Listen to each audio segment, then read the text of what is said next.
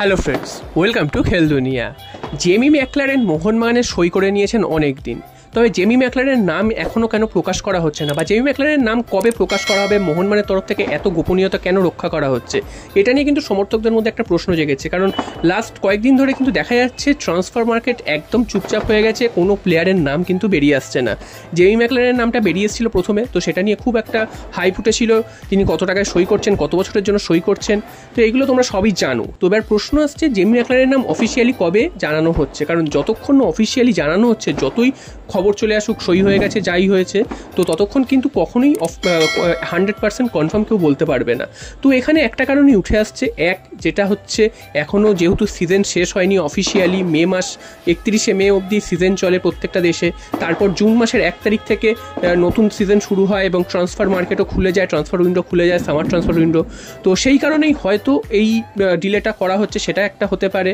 দ্বিতীয় হতে পারে আগে থেকেই এত হাইপ তোলা হচ্ছে, তারপর হঠাৎ করে যদি কোনো রকম চুক্তি ভেস্তে যায় বা শেষ মুহূর্তে যদি কিছু হয়, সেক্ষেত্রে একটা বড় কেলেঙ্কারি হবে, সে কারণেও হয়তো এই নামটা চূড়ান্ত করা হচ্ছে না বা কিছু কোথাও থেকে জানানো হচ্ছে না। তো এই নিউজগুলোই উঠে আসছে। তো জেমি ম্যাকলারেন মোহনবাগানে সই করেছেন, এটা তো প্রায় 99% কনফার্ম হয়ে গেছে, তিনি একজন দুর্ধর্ষ প্লেয়ার।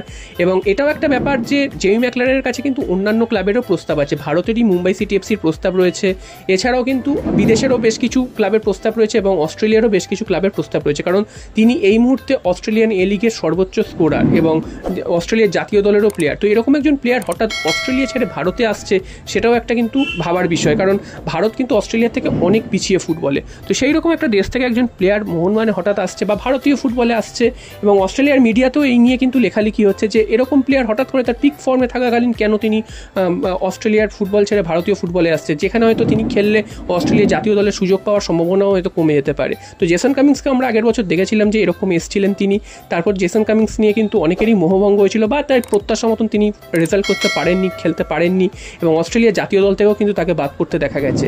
তো সব মিলিয়ে একটা কিন্তু এই এরকম একটা পরিস্থিতি তৈরি হয়েছে বলেই হয়তো জেমি ম্যাকলারেনের নামটা এখনও অফিসিয়ালি ঘোষণা করা হচ্ছে না, বা ভেতরে হয়তো কিছু পেপার ওয়ার্কস বাকি রয়েছে বা ফাইনালাইজেশনের কিছু বাকি রয়েছে, তার জন্য হয়তো নামটা ঘোষণা করা হচ্ছে না।